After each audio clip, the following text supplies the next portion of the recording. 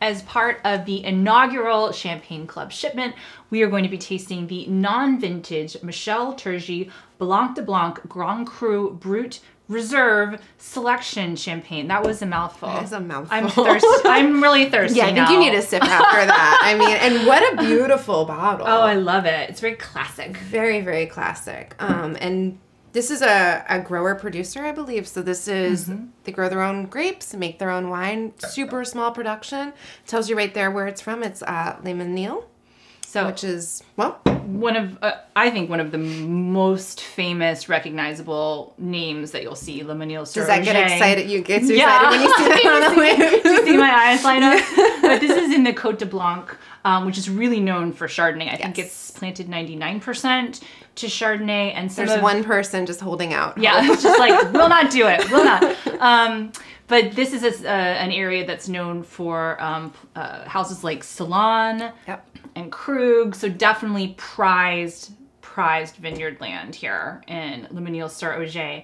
And this particular producer, I think we have some fun things to talk about here because there's something on the label that will tell you what's in the bottle. It says Blanc de Blanc, which means white from white. Yep.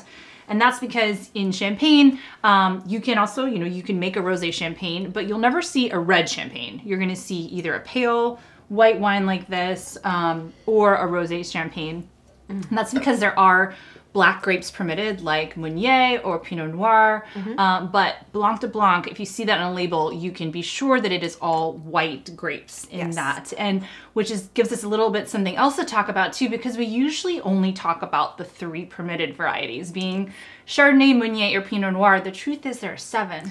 There are more grapes planted there that are, that are beyond the 3 that we always hear about. And there are a few producers, I think we may see them in the future, that are planting some of these other grapes and using them in their champagne as well. Yeah. So we'll definitely try to get into that in another shipment because those are fun varieties too. I've barely tasted any of those. They're so few, and when they come to our shores, they are worth checking out. Absolutely. Yeah. But back to Michel Turgy. So this is all Chardonnay in this bottle. And something that's interesting also is that this is labeled Brut.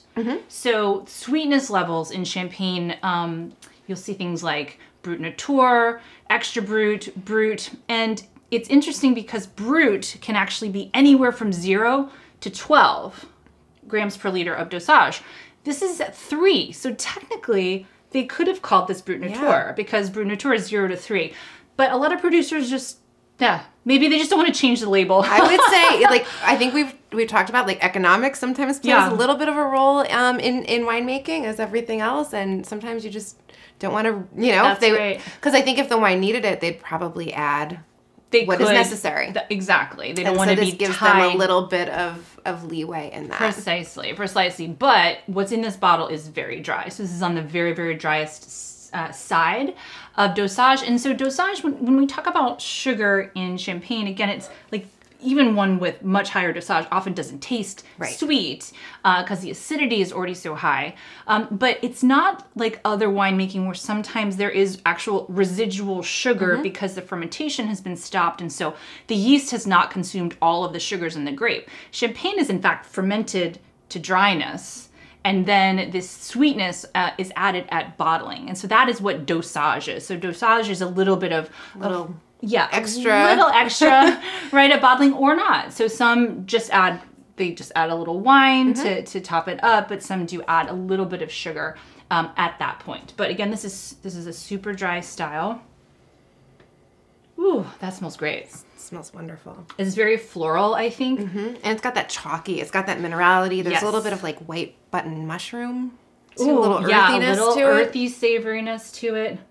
But really just this very perfumed, kind of lifted. Floral for sure. Yeah.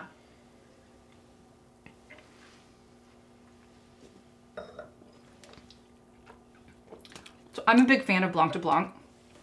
I love the cut that you get on the palate. It really has this shape that's very sort of pointed in a good way, like the wine has a direction. Yeah, it's not wandering aimlessly. No, it's not getting lost, you know, meandering around. No. It really, it's to the point, but it is concise in its delivery. Kind of chiseled, precise, and again has that like great freshness that I love about champagne. My mouth is really watering.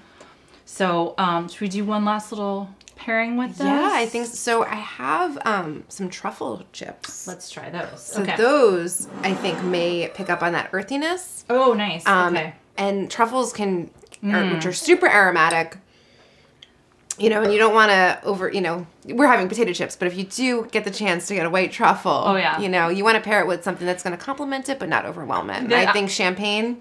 Perfect. The white truffles, I'll write into the budget for our next round of videos. Please. I didn't get that signed off on by the bean counters for this one, but all right. But truffle potato chips, the second best. Those are really truffly. In the best way.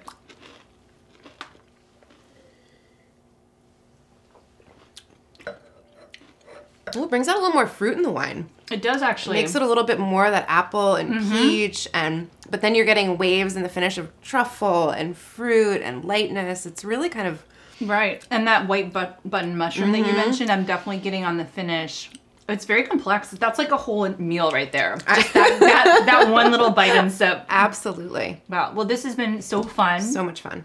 Thank you for being with me today. I would have drunk all of these bottles alone, but it's definitely better to be with friends. More fun to do it together. Definitely. But if you didn't have a friend with you or friends at home, remember you can always use a bouchon to close this up. It will stay fairly effervescent for, several days in your fridge, right? But you want to try to keep as much air out of this as you can. So this is called a bouchon.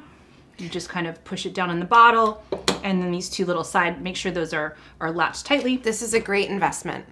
This is something that every kitchen needs to have. Absolutely. And your suitcase, just in case. Just in case, of course. All right. Well, cheers. Thanks for joining us.